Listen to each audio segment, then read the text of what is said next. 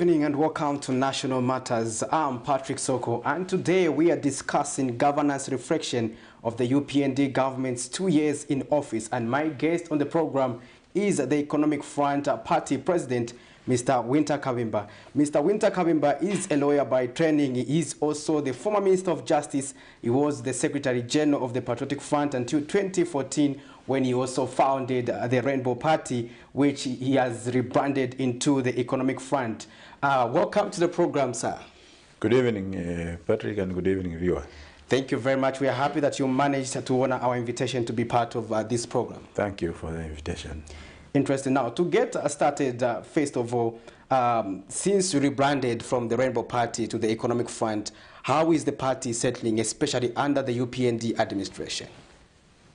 Well, we don't have a problem with the rebranding of the party. I think the word has gone around to the leadership in our structures and the general membership.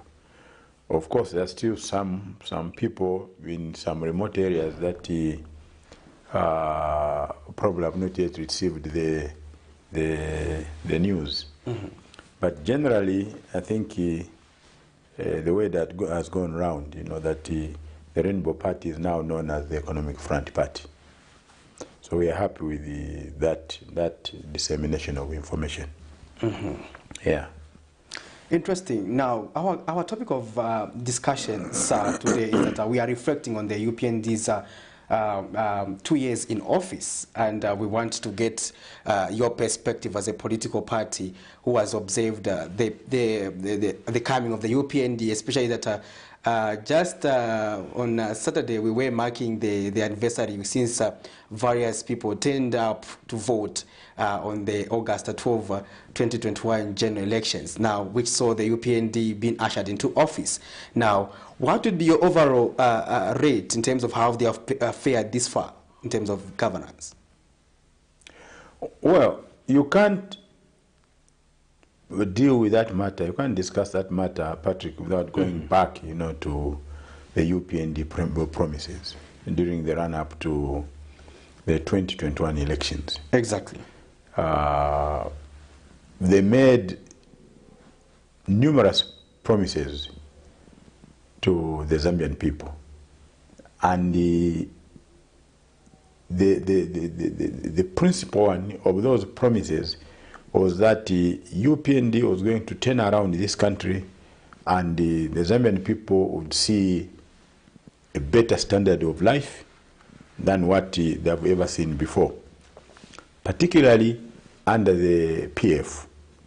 So there was a lot of comparison made by the UPND leadership, including the president himself, as to how the Zambian people were undergoing abject suffering under the PF, and how he would turn around this country and give the populace a better standard of living. So I think that's the starting point. So he set out his own benchmarks, of what a UPND success story should be perceived to be like. And in the last 2 years, what people have done is actually to follow up on those benchmarks. There seems to be a deliberate shift now, shifting the attention of the people from the aspect of improving on their standard of life to issues that have not immediately impacted on the improvement of that standard of life, their welfare. I don't remember a lot of emphasis being placed by HH during the run-up to elections on CDF. I didn't hear him, talk about the employment of health workers. I didn't hear him talk about, a lot of things that now he seems to be laying emphasis on during that time. His emphasis was on issues of bread and butter, and correctly so. What he said to the Zambian people was, you are suffering now, with the prices of mini meal that are unaffordable to you. I sympathize with you. I hear you. I hear your cries.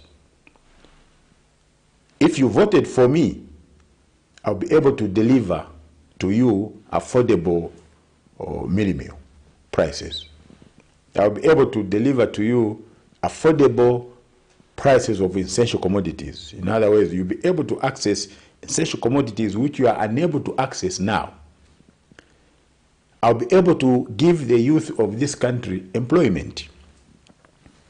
So these staggering figures of unemployment amongst the youth will be a thing of the past.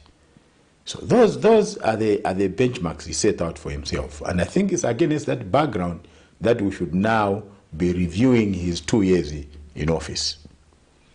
Now, if you do a checklist, certainly there has been no employment creation in this country. If people went and picked on the figures, there are more youths unemployed today than there were in 2021. More youths are unemployed today than was the case in 2021.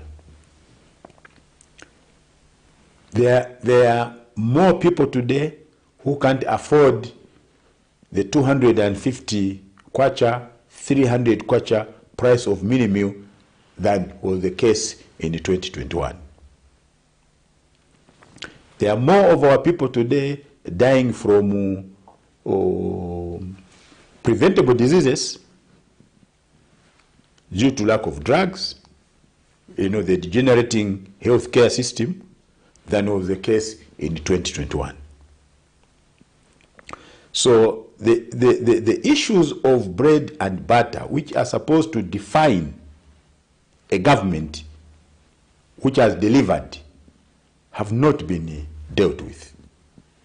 And hence the loss of hope by the people in the UPND administration. I think this is the first government in my memory that has lost popularity within such a short period of time. I can't remember of any other government. But others would argue that even the PF would have lost popularity given the famous 90 days campaign promises which failed, and you were part of the PF, sir. Yes, but we didn't lose popularity within 2 years. PF just came to mess itself up later. But even as we didn't, as PF that time, deliver within 90 days, there are certain things that were delivered. The first thing that Michael Sata did was to increase the threshold of pay, if you remember, from 2,000 to 3,000 kwacha. I mean, it made everybody happy. So if I'm getting 3,000 kwacha, that money is not taxable. The next thing that Michael Sata did was to reduce the price of, the pump price of fuel immediately. And the pump price of fuel, was reduced. Now, the domino effect of that is that the reduction in the pump price of fuel meant that people had cheaper fares. Mm-hmm. Okay? The issue of the threshold meant that people had disposable cash, from that 3,000 kwacha. So there were definitely benchmarks that were tangible, that you could touch and see within that 90 days. But one of the things that would also point out was that during the same time we also saw the removal of subsidies by the Patriotic Front on mini meal. Yes. Just find that it wasn't necessary for the government to continue subsidizing mini meal, and also that raised a lot of concerns, just like we are raising at the moment when but even then, Patrick, mini meal was still affordable. Even then, even as the mini meal subsidies were removed, we didn't hear the outcry of people that they couldn't afford mini meal. Okay. So I think the point that I'm making is this: that a government is voted for to deal with issues of bread and butter, and everything else is secondary, so to put it. Interesting. So the first thing that the UPND should have done or the first thing, that would use to judge and measure the UPND failure or success is the issue of bread and butter. And certainly, if you went around the compounds today, everywhere, including Southern Province, the issue that the people tell you is the high cost of living is just flying through the roof. It's unaffordable. So I'll be getting your opinion on what we can do as a country to reduce the price of mini meal while we are still on the subject of agriculture. So, but for now, I want us to reflect on this clip where we had one of our journalists talking to people pertaining to the issue bordering on mini meal. So we are going to look at this clip. Then I want to get the perspective of the economic front on how you would want this thing to be addressed, pertaining to the high cost of mini meal, generally also the high cost of living. So let's have a clip. In recent months, Zambia has experienced public criticism of the increasing price of mealie meal and the cost of living. While the criticism is on the ground, others have blamed the UPND administration for failing to control the mealie meal and the cost of living situation, and others feel the previous Patriotic Front-led government left a mess. When in government, Patriotic Front member Chishimbaka Mwili claimed the economy was performing well when the prices of the commodity were fetching between 150 and 185 kwacha. Zambia is between 140 to 150. Malawi is 450 kwacha, 25 kg bag. Zimbabwe is 620 kwacha, 25 kg. Congo is 750 kwacha. While in opposition, Zambia's Republican President Hakainde Hichilema pledged to lower the price of mealie meal and the cost of doing business. However, some of his senior officials have accused the PF of causing the increase in the price of mealie meal, but Lusaka residents have questioned the motive of some government officials, claiming that the previous government is leading to the increasing price of mealie meal. Yamini wakambati PF but no ndiye mimi nabu inalengesa kutunga udule iyo ni boza hiyo. Wabweze che vintu. Osa ikapo muntu atachokapo muntu akachokapo chachokapo. PF si amene jala. Ungosa tizikula 250. Ni September inoka? Yabwela mainzi.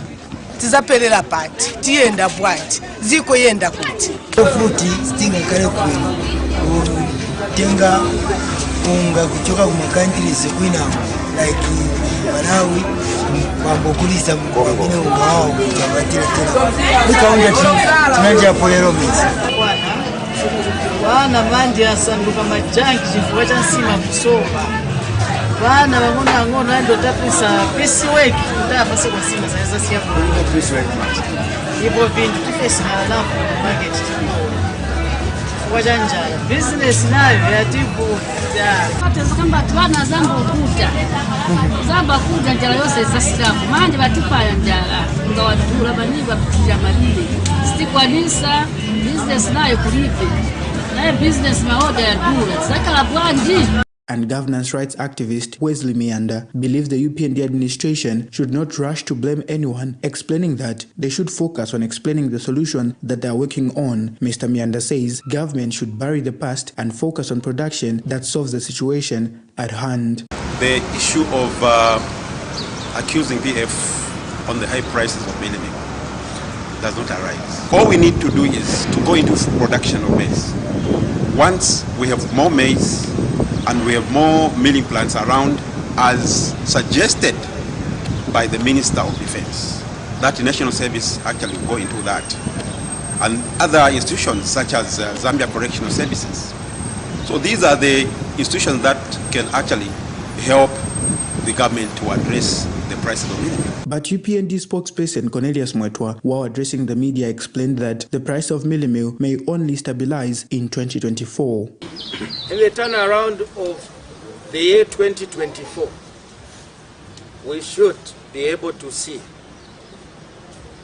mealie meal price stability in Zambia towards affordability.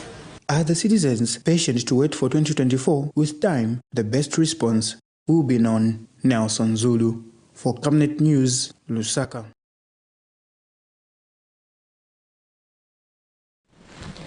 Welcome back. You are watching National Matters, and I'm Patrick Soko. And in studio, I have the Economic Front Party President, Mr. WYNTER KABIMBA, and we are discussing governance reflection of the UPND government's 2 years in office. And later on the program, we'll call on you, our dear viewers, to give us your perspective pertaining to our topic of discussion via SMS, as well as calling the studio direct, and we want to get your views on the program. Now, moving on, I want to get your opinion. There are views of various stakeholders in that story. But however, as you also give your opinion on that story, you also give us your perspective on how you think as a country we can sustainably address this issue pertaining to mini-meal. Look, the chorus from that clip is uniform. And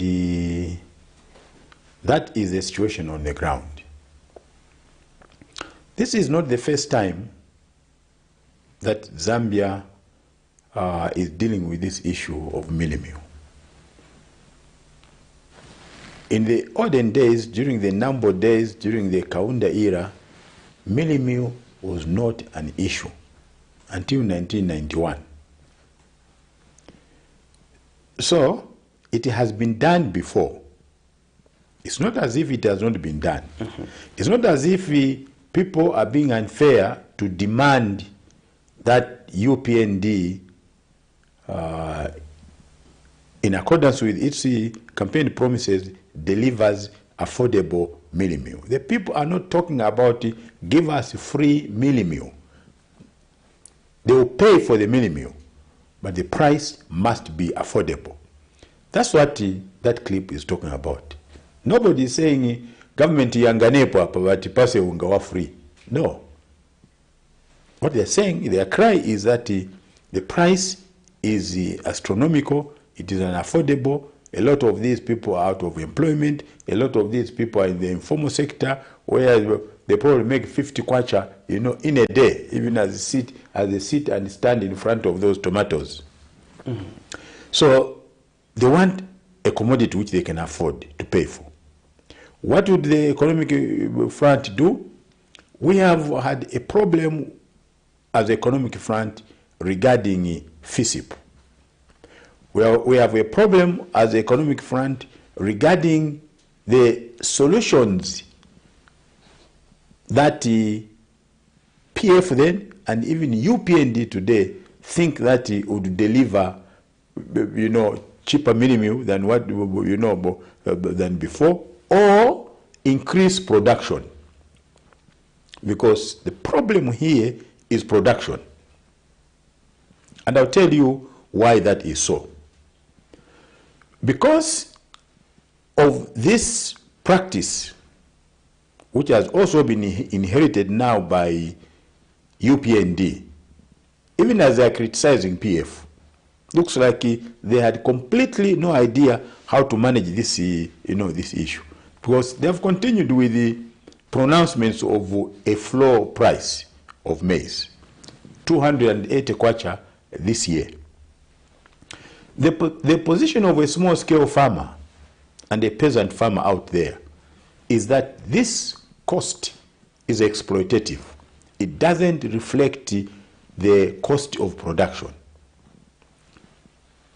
Problem number one. The reaction to this small-scale farmer and peasant farmer who is supposed to jack up this production, the reaction to this farmer is, why am I going to produce maize and get 280 kwacha? I might as well move and grow cotton or soybeans, or some of these cash crops. I have people in my area that argue that, you know, Lusaka is very near here. I'd rather have cash and go and buy mini-meal from Lusaka. Why do I have to toil to produce a 50 kg bag of mini-meal, and the government, you know, comes and says, we are paying you 280 kwacha for this bag of mini-meal? Okay? So there lies the problem. The problem lies in production. The problem lies in the lack of incentives to the peasant farmer and the small-scale farmer. If you want production to go up, you must give incentives to the people that are supposed to grow the crop. The government has failed to do that. What is even most shocking is that one would have thought that the UPND has a better solution to enhancing production than what we saw under PF. They don't seem to have an idea. Even as they claim to be economists, even as they claim to be business people, they just don't have an idea of dealing with this aspect of production. So we in the economic front believe that you must give incentives, you know, and that is elementary economics in my view. But the way I've been with you that the 280 is an incentive enough for farmers to it isn't. That's venture a point. into the sector. It isn't. That's a point that I'm making. You know, and that's a reaction of you know of the UPND has used you know the floor price as a political weapon. They weaponized it. Why do you say if so? you remember, I'll tell you why I'm saying so. In 2021, when PF, I think, announced a floor price of 250 kwacha, okay, in 2021, just before elections, I think PF announced a floor price of 250 kwacha. What did HH say? I'll give you 270 kwacha. So this price that you have been given by PF is not the correct price. I'll give you 270 kwacha. Okay? Now, obviously, he was politicking. 20 kwacha, you know, over and above 250 kwacha, sounded like it's coming from somebody who is concerned about the welfare of the people. And what does he come to do? He gives, you know, the poor farmers 280 kwacha. This is a man who claims that he's a farmer. So one would think that he understands this aspect of the cost of production. So the peasant farmer and the small-scale farmer, Patrick, in this country is being exploited by his government and her government. The government that they elected, you know, to protect them. That is the government that is exploiting them. The reason why a small-scale farmer and a peasant farmer cannot develop, cannot get better than what they have been, is because they're being exploited by their government. Okay? I come from a peasantry background myself, and this is where HH surprises me, that he comes from the village. I don't know which village he comes from, where he didn't learn about these things. I come from, you know, during our time, I remember my father used to grow, even my grandfather used to grow 300-400 bags of maize, sell to Nambod, and at the end of that, he would buy a pair of oxen. The man has moved forward. The man has developed. He would buy 2 pairs of oxen. He would buy a Scotch cat. Okay? He would buy a new plow. From the sales of his crop. No peasant farmer today, no small-scale farmer today is able to do that. None. So the government is the exploiting instrument of a farmer. That's why a farmer in southern province, a farmer in central province, and the whole of this maize belt cannot grow, cannot develop, because he or she is being exploited by the government that he elected to come and give him a better life. So how does the economic party intend to be buying? At what price does it intend to be buying? It's not a question of at what price. But you know, you can't walk into that future. Let's deal with the principle. The principle is that you need to incentivize the farmer. The farmers are getting free, they are getting farming inputs from government that are free, and everything and subsidized. Even that is not correct. What extra incentive do the farmers need? Even that is not correct. You know, the poor peasant farmers are made to pay an amount of 500 kwacha per year towards, you know, all.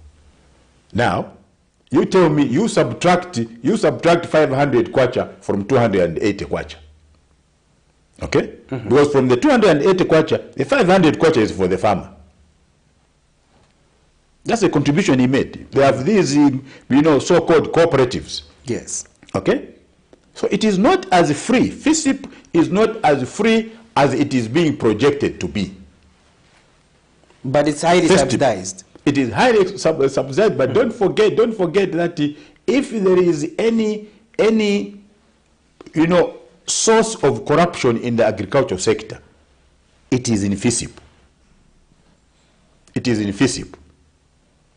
Okay? The right way of approaching this matter, I'll tell you. First, let's start with the, you know, how FISIP itself is constructed. Mr. Patrick Soko has 2 acres of land. Mr. Banda has 5 acres of land. Under FISIP, you are entitled to the same amount of maize seed and the same amount of fertilizer. Ridiculous. Okay? 2 acres, 5 acres. When we go to our cooperative, we get exactly the same amount of maize seed. If it is 2 pockets, Mr. Soko, 2 pockets. Mr. KABIMBA, 2 pockets. Okay? Why? That is question number 1. How do you do that? How do you make that is economical? You make you set up a bank for small scale farmers. Set up a bank for small scale farmers where they can go and get seasonal loans. Seasonal. So Mr. Patrick Soko will be on the queue to go and get a loan for his 2 acres. Mr. Banda will be on the queue to go and get a loan for his 5 acres. Do you think that the 2 would get the same amount of money? No. Mr. Soko is going to tailor his loan in accordance with the piece of land that he is going to cultivate. Mr. Banda, who is going to make an application for the amount of money that he can use to invest or grow a crop on 5 acres. Okay? So FISIP is a waste. First, is bedrock to the corruption. Secondly, it's a waste. Thirdly, it's exploitative. Those are the characteristics of FISIP. And for some reason, before you cut me short, for some reason, everybody, year in, year out, believes that this monster called FISIP can work. And yet they can see it doesn't work, and it has never worked. So where do these leaders come from who can't learn from, you know, empirical evidence that is on the ground? Where do they come from? That's a question you are asking. Okay. Now, there is an interesting aspect. We have seen that. Does it mean that you are agreeing with the reforms the UPND is undertaking? What reforms are where they want to do away with the Farmers Input Support Program and move to the Comprehensive Agriculture Support Program, KASIP, where we are going to see 2 models where farmers will also be able to go and access what they term as flexible loans to be able to finance their farming activities. And on the other hand, the farmers who are too vulnerable will be supported also via various schemes such as under the Ministry of Community Development. Look, for as long as this issue of production is driven by government ministries, government departments, you know, government what, it will never succeed. It will never succeed. Okay? Who can drive the agenda? Let the farmers go to an independent bank on Cairo Road. Okay? Let them go to an independent autonomous bank let them go themselves and, you know, or cut the piece of their cloth, you know, according to the suit that they want, you know, to stitch. That is what. Why does the government want, you know, to do this? You know the reason why? They are using it for politics. The government wants to look like Father Christmas. Because that's how they think, these leaders and popular leaders, that's how they think that they are going to remain popular. That they are giving, you know, free things, like you say, you know, this is FISIP is free. That's what, you know, that has been the problem with our politics of maize. And that's why you see many commercial farmers that have to go and borrow money from the bank, seasonal loans, they have quit maize production. It's unprofitable, it is exploitative. They have quit. There's no farmer that you find in Mukushi, in Chisamba, a proper commercial farmer growing maize. Because of the politics of maize. Because the politicians, you know, have used this as a yardstick for their popularity. They want to appear that they are doing a peasant farmer, a small-scale farmer, a favor. That is where the failure is. And the farmer doesn't want a favor from government. The farmer wants, you know, to get the correct economic price for his 25 kg bag of maize, 50 kg bag of maize. He wants a fair price. And the fair price itself will turn into an incentive for the farmer to grow more maize, you know, next year. Okay? To cultivate a larger hectarage next year. You don't have to speak to them. You know? These are aspects of economics. Patrick, if today I have grown 20 hectares of maize, okay, and I'm able to sell the crop, you know, or at an economic value, and I have made money. Surely, what I will do next year is to look for a larger piece of land, because it's profitable. So instead of cultivating 5 acres, I'll be looking for 10 acres. I remember in the past, there are people, when we were the Zimbabwean, you know, settlers here, you know, they used to move from one village to another, you know, over an extra 1 acre. If the guy in village is in village A and he has 3 acres, and in village B he has been promised 5 acres, he will move from village A to village B. Why? Because he knows that if he am going to cultivate, to cultivate 5 acres, I'll make more money from my sales of maize than I'm making out of 3 acres. Nobody spoke to them. There was no politician, you know, who came around, you know, with this nonsense of telling them, no, you know, if you do this. No, it was an economic, you know, incentive. So you won't even need to speak to anybody. So this idea of changing, you know, FISIP, you know, to comprehensive farmers program, you know, like you're changing the name of your child as if it will make a difference. If your child is John, does it matter if you went to National Registration Office and registered them as Daniel? It's still Daniel Soko. So why do we have limited, you know, leaders that can't think beyond, you know, these simple things? Okay? If you look at the PF manifesto, the 2011 to 2016, go and get that document. What we had said as PF that time was that we are going to use the FISIP to allow farmers to graduate out of FISIP. But did you graduate any farmers? No, of course, you know, unfortunately, Michael Sata died. Okay? And the subsequent government threw away the manifesto. Okay? But when we were formulating that manifesto, and I was chairing that manifesto committee, the idea, the principle inherent in that document was that we are going to see to it that farmers grow out of FISIP. You can't be born in FISIP and die in FISIP. So what we said was that a farmer would be in FISIP for 3 years. And after 3 years, he must graduate to become an emergent farmer. An emergent farmer is somebody between a peasant farmer and a commercial farmer. So he becomes an emergent farmer. When he becomes an emergent farmer, he is on his way to becoming a commercial farmer. And then FISIP, that space that has been left by these guys that have graduated into emergent farmers is filled by another group of people. So you have a hierarchical, system. And the idea was that given a certain period of time, Zambia must have its own indigenous commercial farmers. That was the idea. That was the vision of Michael Sata. Okay?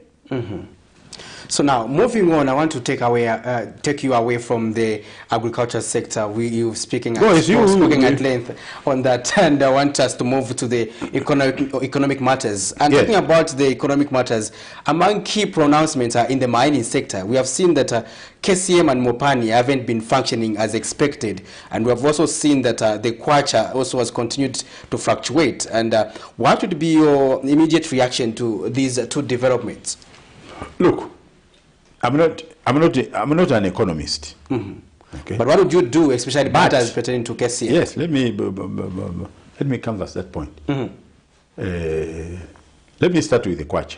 Yes. The kwacha issue is related to the issue that we've just been discussing. It's about production. Okay?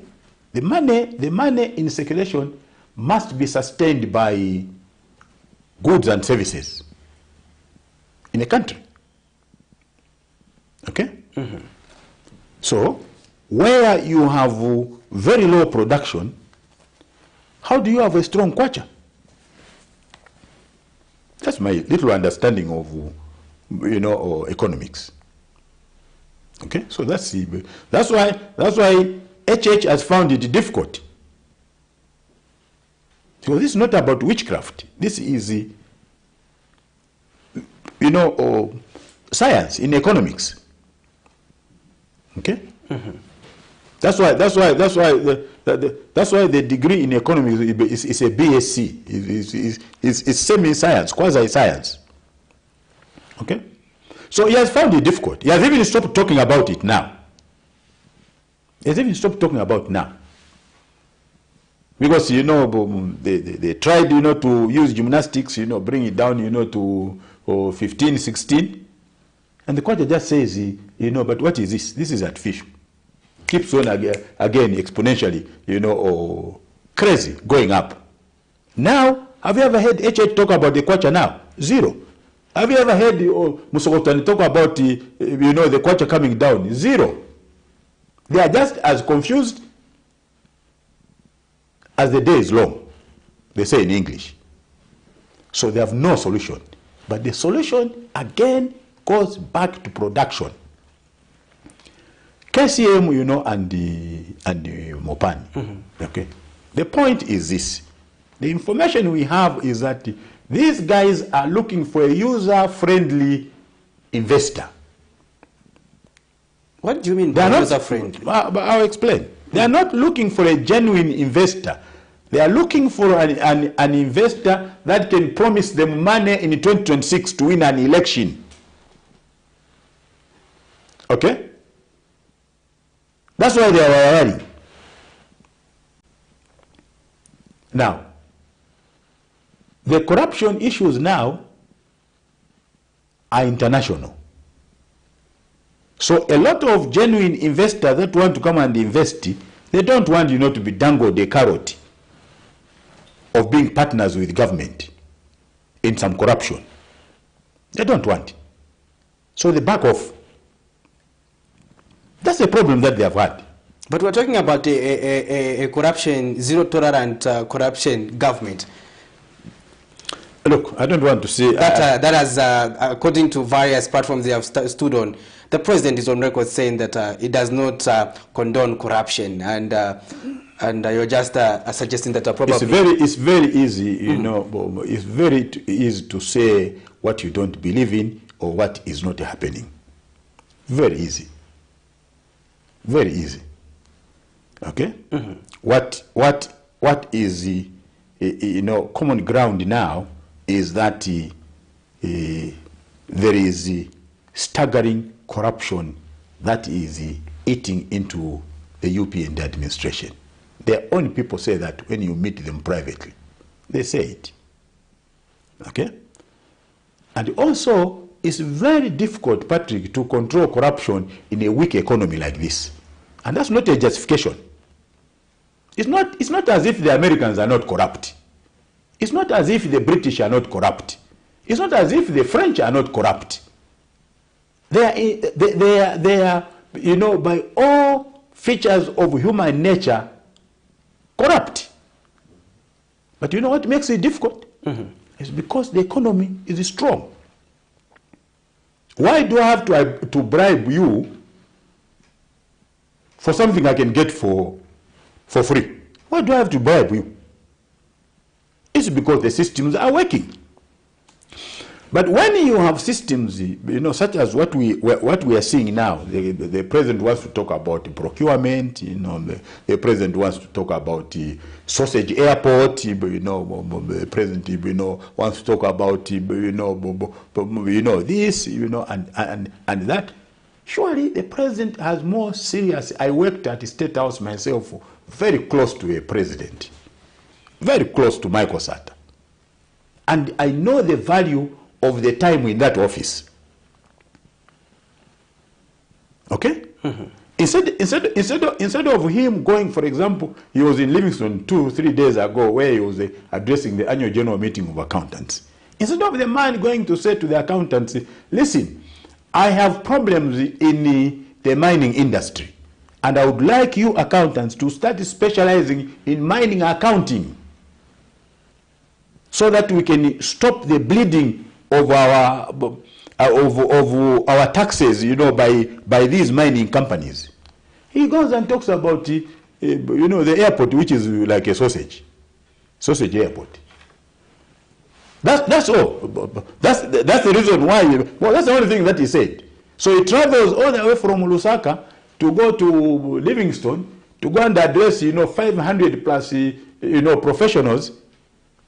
And say, you know, that airport was worth, you know, $150 million, but $400 million was spent on them. So that the accountants do what? Because they were looking for policy pronouncements from the president. That's what we used to see in Kaunda ourselves. And this aspect where HH wants to speak off the cuff is very dangerous for a president to do. Very, very dangerous for a president to do. You mean there are no people to advise him on that? Well, you're asking a wrong person. But what would be your assumption? The practice all over the world. You know what happened? Let me tell you what happens. The way the president went to address the accountants, he must have a written speech which can guide the accountants. At the end of that, you know, his address, he's supposed to get a copy of that speech, give it to the presidency, to the president of Zika. Okay? The Zambia Institute of Chartered Accountants. Give a copy so that the accountants can then sit, you know, after the, you know, even within that AGM or after, you know, in their council and say, what direction does the government want us to take as accountants? What should be our role in this economy as accountants? But if he just goes there and he talks, you know, off the cuff, after an hour, even he himself can't remember what he said. You saw that even the press had difficulties to report on what he said, apart from the Kenneth Kaunda International Airport being a sausage airport. What else would they have said? He said nothing. So, let HH get back to the rails and get serious with the affairs of state and guide this nation on real issues. When he goes, you've heard him, you know, when he goes to address the Zambia National Farmers Union, what does he say? I'm also a farmer. So you have come all the way, sir, to just come and tell us that you are also a farmer. So what? How does that change the price of oil in Iraq if you are also a farmer? Okay? So he must get serious. This is not about him grandstanding himself. If you know what you are, Patrick, why are you worried about telling people who you are every day? Or what you are every day? What is your problem? Let me finish. If the man is known to be the richest man, you know, in this country, does he have to say that every day? We know that he's a rich man. But now we are doubting because he doesn't want to declare his assets. So we are doubting how rich he is. So this issue of personification, I think I would put it, this issue of personification of the office of the president, that it must become him and he must tell us, you know, when he got married, you know, how many children he has, you know, how big a farmer he is, how big a rancher he is. It's a waste of time and, you know, for this nation and the people. He is not guiding the nation. If he wants my piece of advice and he is watching this program, Mr. President, move away from that. You are wasting your time, you are wasting our time, you are wasting this country's time. Get on to real issues. Interesting. Thank you for that response. Allow me to take some calls now, and we are going to take phone calls. And the phone calls have been opened. In case you want to join the conversation with our guest, you can do so and give us that call so that we can get interacting on the on national matters this evening. But also I wanted to also get your perspective pertaining to the issue of street vending. We had the issue of, you have been served in government. The administration was also trying to fight this issue, and the government also, the current government also is trying to address this problem. But before I wind up on that question, let me just pick that call. You are through to National Matters. Good evening. Bwino Bwanji. Bwanja President Awika KABIMBA. Yeni bwino baba, wali Bwanji? Yeni bwino. Zikom. Your name and where you are calling us from? Sinda. Sinda kuno. Ati tilankula nabani? Tilankula nabanda soko. Abanda? Lankula ntimve? Aye, vangu kamba WYNTER kamba kuri. Omaba inde. Sa President abumba ya. Wano kasinda tinapa kama voti. Wamoja kama kujogera kukita kuku watando. Anaka papa sinda kuku walikuwea. Kawana President joko wa maati wa WYNTER. Dati, mwamene WYNTER. Waese loko ndolo wana masoko.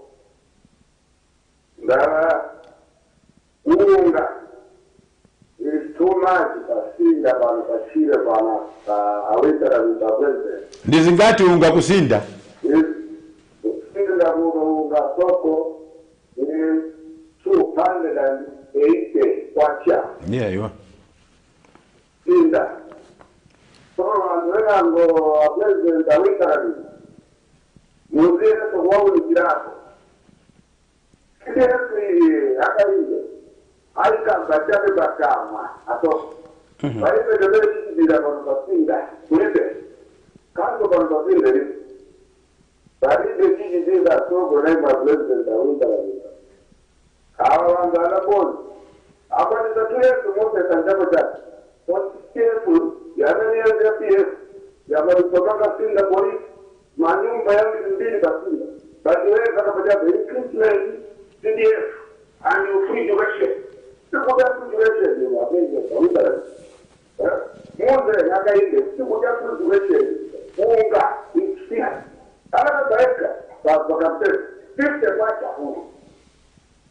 Kwa kwacha ni ukiwe. Baada ya matendo mahali kinanza mahali na mambo ya mambo kutau. Nasa mnyumba hii.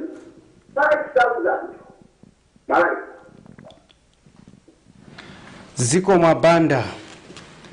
Well, you too can join the conversation. That was Mr. Banda from Sinda District giving his opinion. Remember that on National Matters, we do value people's opinion because democracy is about divergent views, and democracy is also about tolerating the views from someone you might not like. And that's what we are doing here on National Matters. My guest is Mr. WYNTER KABIMBA, the president for the Economic Front, and we have discussed quite a number of issues, but moving on, I also want him to, while he takes on that comment, I want him to respond on the issue, how the government has handled the issue pertaining to street vending. What would be your take?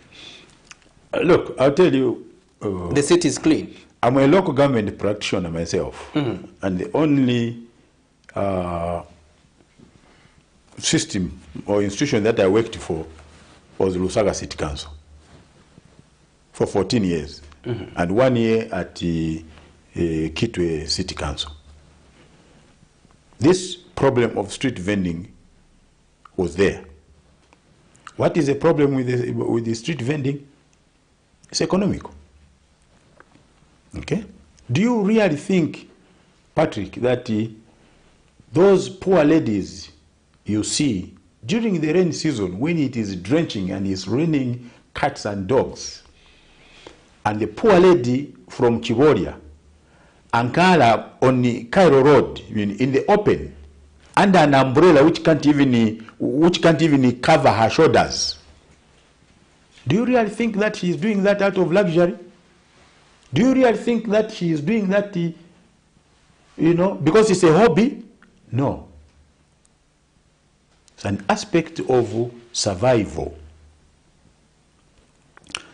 So, the first thing that we have, what that lady, let me put it this way, what that lady is telling you is, give me an honorable opportunity, give me an opportunity to do something much more honorable. This is humiliating. Some women have lost homes because of sitting on that, trading on that street. They have lost homes. Okay? So the message, the silent message from those youths, the silent message from those women is, please, tipasa ni cho chita chame chinga tipase olemu. They don't want to be on the streets. They don't want to be on the streets. Because even when you say, let them go to designated areas, they still need customers there. And the people that are supposed to go and buy their merchandise, their commodities, from those so-called designated areas, don't have the buying power. So that's how these issues are interrelated. So they think, oh, maybe sitting on the street, as Mr. Soko is knocking off, then he receives a phone call from the wife, also a tomato. Okay? Kamene waenda kunchito huku, kuna mene wapaza uka 20 kwacha. Bazani gwira uka tomato. That's why those youths and those women are on the street. So let's deal with issues of economics. The economy, Mana, is very, very important.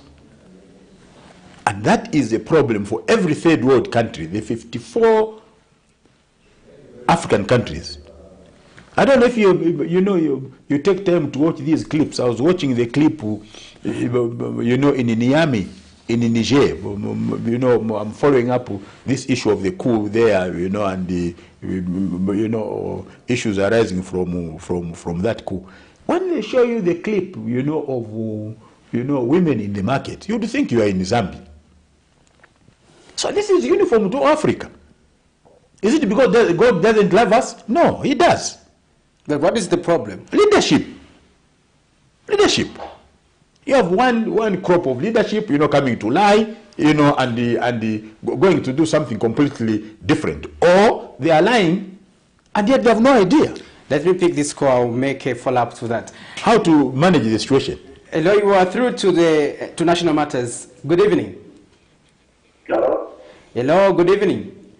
Good evening, how are you? Fine, and how are you, sir? Thank you very much. Good evening, President KABIMBA. Good evening, sir. How are you? I'm okay, sir. Your name and where you are calling us from? Okay, Mr. KABIMBA. Yes, sir. Firstly, let me just appreciate you for the wisdom that you have. It's not an easy, or it's not an easy thing to have wisdom like that. We have to thank God because we have got leaders like you who thinks for the poor Zambian people. Mugainde pa street hapa, you are going to find that everyone is crying for a bag of meal meal. Because this time we are buying a bag of meal, 330 kwacha, which is not a joke. This government of UPND, they promised us to say that they are going to reduce the bag of meal to 50 kwacha. And I wonder why you wake up early in the morning to go and vote for these people. But we didn't know that they are lying to us. And everything that they are speaking, everything that they are telling us is just a lie. But this is a lesson to us Zambians. Because us Zambians, this one said about Mukama, which is not good. Because we are killing ourselves, we are killing our children. We need a leader like you, Mr. KABIMBA, who is speaking sense like that. I think we have gotten your... You didn't tell us where you were calling us from. We wanted to get your name and where you were calling us from, though. I think we've lost him. But he's just adding to the issue pertaining to Minimi, which we started with. But however, I was also making a follow-up now. You speaking and based on what the callers made, do you as politician develop amnesia when you get into office? Because others would also argue to say, Mr. KABIMBA was also in government. Does it mean that these ideas were taken away from him and they have been given back to him after he left office? I've given you the ideas. I've given you the ideas, which the vision which I shared with Michael Sata. Okay, I'm not talking about the period when I was not there. I'm telling you the ideas when Michael Sata was there, and I shared his views very, very closely. You know, I had been with a man for over 30 years, so I understood him and I knew, you know, his spirit of nationalism, you know, for this country. So that's a period that I'm talking about. And if God had not taken away Michael Sata, you know, quickly, I can tell you that UPND wouldn't have won an election in 2021. Kutali, Kolalebo, they wouldn't have won the election in 2021. And that would have been the end of UPND. Okay? Because Michael was on the correct trajectory. With his humble education, he had people around, you know, to advise him, and he listened to advice, and he took advice. And I can tell you that if Michael had lived on, there's no way church would be present today. Kulale, by far. There has been an argument that we cannot talk about the UPND performance without talking about the Constituency Development Fund, CDF. We have seen that under the leadership of President Hakainde Hichilema, CDF has been increased to a tune of 28.3 million kwacha for the year 2023. That's an increase from the previous, which was at 25.7 million kwacha. And this CDF song has been sung the loudest. And we have seen that, for instance, talking about CDF, they are saying that the country has been turned into a construction site and that opposition political parties will have no message to deliver to the people come 2026. What do you have to say about that? You know, Patrick, sometimes I feel very sad, you know, sad for the UPND. When I see clips, you know, on TV, when I read, you know, in the print media, you know, how they are lying to themselves. Okay? How they want to believe in their own lies. You know what William Shakespeare says? Unto thee be true. At least to yourself, be true. Because if you are not true unto yourself, I will not be true to my brother, our provincial youth chairman who is seated there. So I must be true to myself.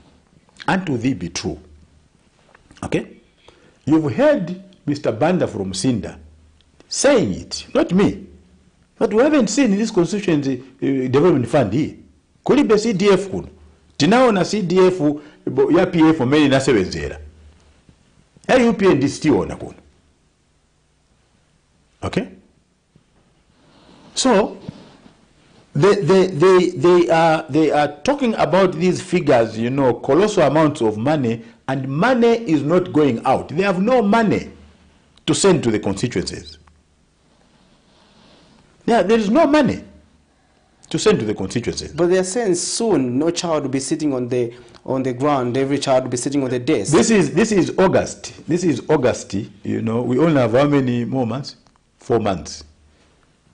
I was in church yesterday, and our secretary was saying we have 20 more weeks to go before the end of the year. Okay? So I want to see UPND going around the country, at the end of December, proving to us that there will be no child, sitting on the floor. If not the floor, just bare ground of a classroom. Okay? Mm-hmm. They are lying to themselves. Okay? What UPND has to do, Mana, is to be realistic. Okay? That this is a mammoth task. If it were as easy as a blink of an eye, everybody would be, Especially, when you ride on populism, when you are populistic, and I'll give you an example, which is very. In Poland, in 1989, after the collapse of the Iron Curtain, they had a leader there who was a trade unionist, Lech Walesa. He was just a trade unionist, okay? But he became so popular, and he was a populist. He turned himself into a politician. And he went on to win an election. That was at the time when the people rejected communism and the Soviet Union had collapsed. He served 5 years. They kicked him out. Said, what you are talking about was nonsense. We haven't seen it. That is a problem with populism. Okay? Populism is synonymous with lies. Because you can, for you to ride on populism, you must lie. Let me pick this call as you are explaining that perspective. Hello, you are through to National Matters. Good evening. Good evening, sir, and how are you? Fine, and how are you, sir? Your name and where you are calling us from? I'm Fred Momba, I'm calling you from Dora. Mr. Momba, you can go ahead with your contribution, sir. Good evening, Honorable KABIMBA. Good evening, Mr. Momba. Thank you so much. I'm following the program keenly and interested. And one of the key points I took from you was when you said Africa, Zambia, the problem is leadership. I wish to take you back when you were, I think, Minister of Justice, or Secretary General for PF. Okay. You were once summoned by DEC to answer some charges, whether true or not true. You went there with the cadres in here.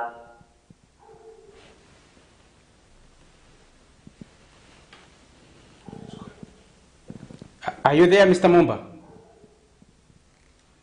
It's gone. I think we've lost Mr. Momba. Mr. Momba, we do want to get your perspective on the program. So do call us again so that we can hear you. In case you still want to join the conversation, you can do so. Do we have any text messages, those who have sent text messages so that we can read them out? Good evening. Good program there. the question for EF president is, why does he want to be president? It's a simple question there. And we have another question. The mining company in Chingola that ZNS is using to provide mini mill to Congo is, the milling company that in Chingola that ZNS is using to provide mini mill to Congo, is it in order? Is it in order? So I think that's a question, but there's something missing there. It's questioning about what he's saying is it in order for ZNS to use a milling company to export here? Yeah. Yes, then the saying, kudos to you, WYNTER. You are a brilliant man. We need to lead this nation. And let's see if we have another one. Yes, we have. Is there any law that can compel a sitting president to declare his assets DK Mindbolwa? So you can take note of that as well. We start with the one that I was also asking you to say, why do you want to be president, Mr. KABIMBA? I want to make a contribution to my country. What contribution? I've saved, public service. I've served as town clerk in this country. I've served as the Secretary General of a political party that ended up forming government. I've served as Minister of Justice, and I think that. And you have served as the acting president. Oh, not one week, Kajanayo. Let's be serious. Okay. So you can proceed. Okay. So I think I have the energy, I have the experience that if I became president of this country, with the ideas that I have, and together with my colleagues, we can turn around this country. That I can tell you. I can tell you. There was a question pertaining to ZNS and questioning why they are opting to use a milling company to export. I don't know. Your perspective. Let me tell you my policy. I don't want to speak about things that I don't know. That is my policy. If you hear me say something, it is factual. So I'm not one of those politicians, that want to comment on anything. So I don't have the facts about what my brother is talking about, out there. I'll probably have to find the facts, and then I'll use another forum where I can respond to him. And before we took that call, you were responding to the perspective on CDF, and that where you were illustrating a point of a populist government. Yeah. So now, do you feel that because of the implementation of the CDF program, as opposition political parties, you do not stand a chance to unseat this government? How? I've said it, that here is Mr. Banda in Sinda, who says, Kuno kulibe CDF. Okay? There is Mr. Banda in Sinda. Maybe he has not moved across Sinda to understand what government is implementing. Have you been to Sinda? It's a small place. It's a small place. Surely the CDF is somewhere. At least project CDF. It's a very small place. I've been to Sinda several times. Okay? It's not a big place where you would not know what is happening in one corner of Sinda. But Mr. Banda is not the only one. There are many people that I have met, people that I've spoken to, who are saying, yes, we can hear pronouncements about this CDF, but we don't see the CDF, at least in terms of cash. Okay, pronouncements, they've received them, but what they want, is not pronouncements, so that they can put that money into projects. That's what people are looking for. Now, I also wanted to get your perspective on this other important aspect pertaining to governance. We cannot do away with this conversation without us talking about an important aspect such as the rule of law, because this government has also, before taking over office, they said there was too much lawlessness under the PF administration. And 2 years down the line, how would you assess the UPND administration in terms of enforcing the rule of law? Let me say this to the nation. Okay, the problem that PF had was cadreism. Okay, But we still, generally, we still had the institutions that were working. Okay? When HH was arrested, whatever 15 times that he's talking about, or he likes talking about, he was granted bond. He didn't even have to spend a night in the police cells. He was granted bond.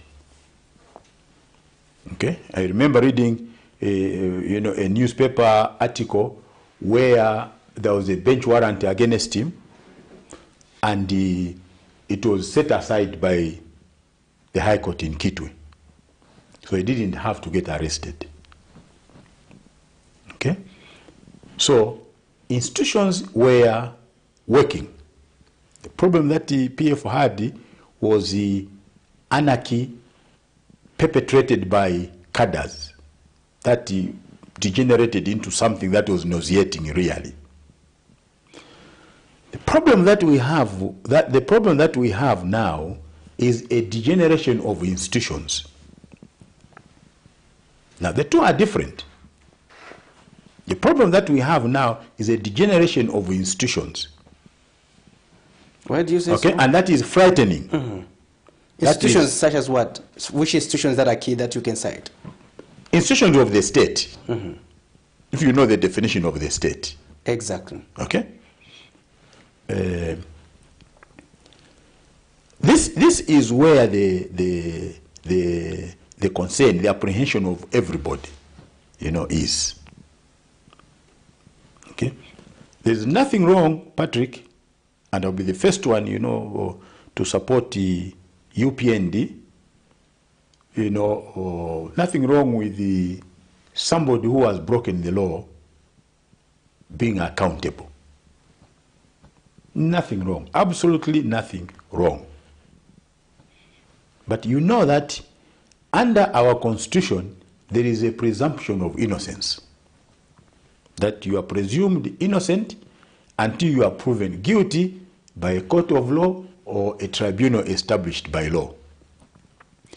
That seems to be in serious danger under UPND. That they want to turn this into a French criminal justice system which provides that you are guilty until you prove yourself innocent. That's a French system. It's the opposite of the English system. Okay? Under the English criminal justice system, which we still use today, I am innocent until I'm proven guilty. And I'm proven guilty by the prosecution taking evidence, submitting evidence before a court of law. Mm-hmm. And the magistrate or the judge gives me a hearing. I'm entitled to a hearing. The court must hear my other side, my side of the story, and then it can make an impartial decision. Okay? That's why the UPND government is having problems fighting corruption, because UPND officials, including the president himself, are in the forefront, of identifying who is corrupt and who is not corrupt. And this is causing problems for the investigating agencies. It's causing problems. Because when the president says that Patrick Soko is corrupt, then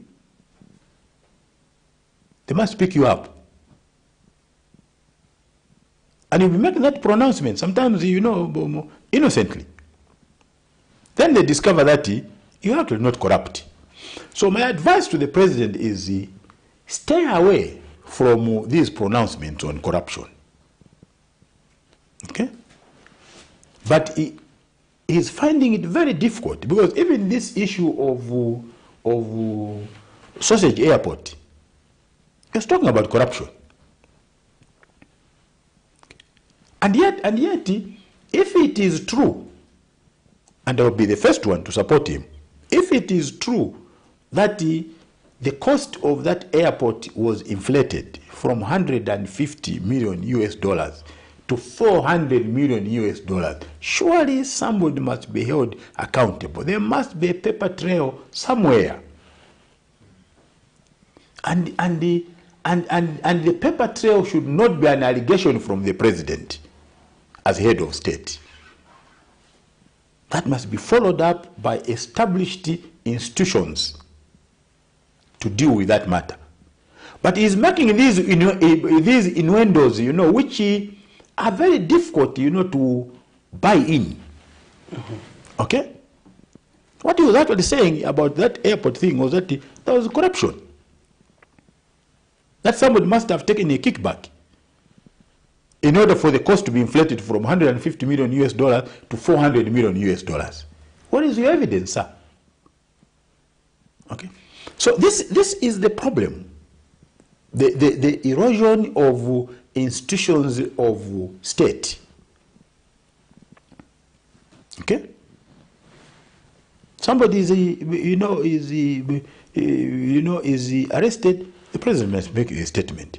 Or a UPND senior official must make a statement. Okay? I was laughing today. I don't know if you have seen the video clip, or by the Secretary General Imenda when he was welcoming defectors. Some defectors in Chawama 2 days ago. Okay? And we also saw one of them claiming to be your member. Yes. Okay. And the ZNBC, out of shame, and to keep their jobs, they edited that. Because Imenda says the president has now finished with the structuring. He doesn't even understand that it's not structuring, it's restructuring. The president has now finished with the structuring, and the money is coming from the African Development Bank, which is going to give you Secretary General of the party. And he also went further and says, no, some of the money is coming from the European Union to come and give you, so the president will look after you. He's going to look after you well. And the president has promised me. So HH and Imenda, they said that they sat down and they said, go to Chawama and go and tell them that, there is money that is coming from the European Union and the African Development Bank, and we are going to look after, so that you can incentivize those defectors. I mean, what a job. Are we serious about, running the affairs of state, really? And that is coming from a senior member of the ruling party. The point I'm making is this, that if our colleagues can speak less and do more in terms of action, and let them improve the welfare of the Zambian people, cut down on the cost of living, then they can say to the nation, the opposition is wasting its time. Mr. Kabimba, would like to thank you for finding time to be with us in the studio. Thank you, Patrick. This is where we have to call it a day on National Matters. Interesting enough, next week do join us, same time, same channel. Remember to keep it on Cabinet TV, because Cabinet TV is not just another channel, brother. And this has been Patrick Soko. Until next time when we come with another interesting episode of National Matters. Our guest, just a reminder, has been Mr. WYNTER Kabimba, the Economic Front President. Keep it on Cabinet.